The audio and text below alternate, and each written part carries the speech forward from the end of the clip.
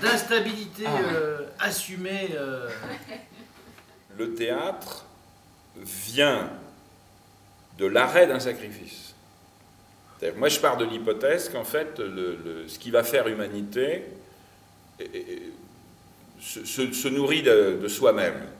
Voilà. Donc, on ne sait pas, à cette époque-là, archi lointaine, qu'au fond, celui qu'on est en train de manger sont semblables. C'est simplement, voilà,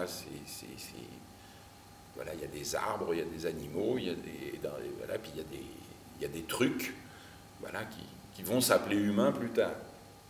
Mais ces centaines de milliers d'années qui vont passer vont se passer comme ça. Alors, ce qu'on va appeler de l'anthropophagie, mais pour moi, c'est pas de l'anthropophagie, c'est vraiment, c'est normal, c'est la vie normale. Légèrement ritualisée.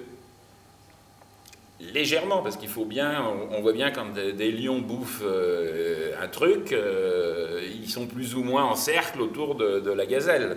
Hein, ils se montent un peu dessus, mais bon, ils sont un peu autour de la gazelle. Donc, quelque chose d'un cercle vient, mais voilà, on ne se dit pas, tiens, je vais me mettre en cercle pour bouffer une gazelle. Il se trouve qu'il y a la gazelle, et que pour bouffer la gazelle, il faut se mettre en cercle pour qu'il y en ait un peu pour tout le monde. Bon. Et le théâtre, c'est ça. On est en cercle autour d'une gazelle.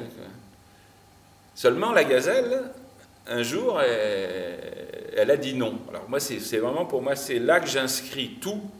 C'est-à-dire que c'est la gazelle qui dit non, qui, au moment où elle dit non, articule quelque chose. On n'est plus dans un grognement, on pose un signifiant.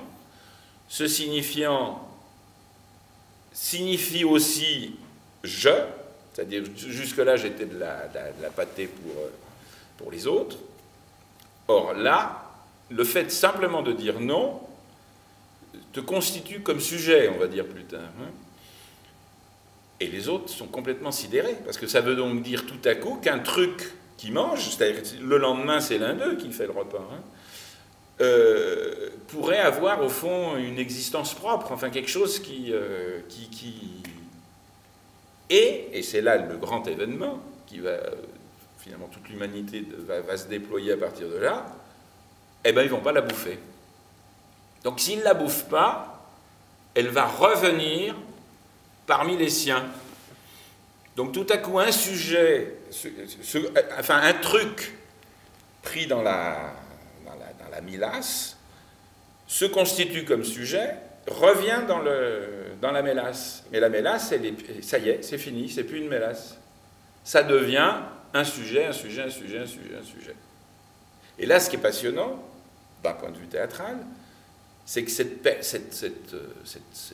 ce un-là, il vient de vivre un truc que les autres n'ont pas vécu. Puisque quand tu es bouffé, tu ne peux jamais revenir. Tu es mangé, donc tu ne peux pas raconter ce que c'est qu'être mangé. Tandis que là, elle va raconter, et donc ça va constituer le récit de toute l'histoire de l'humanité après, qu'est-ce que c'est de ne pas être mangé.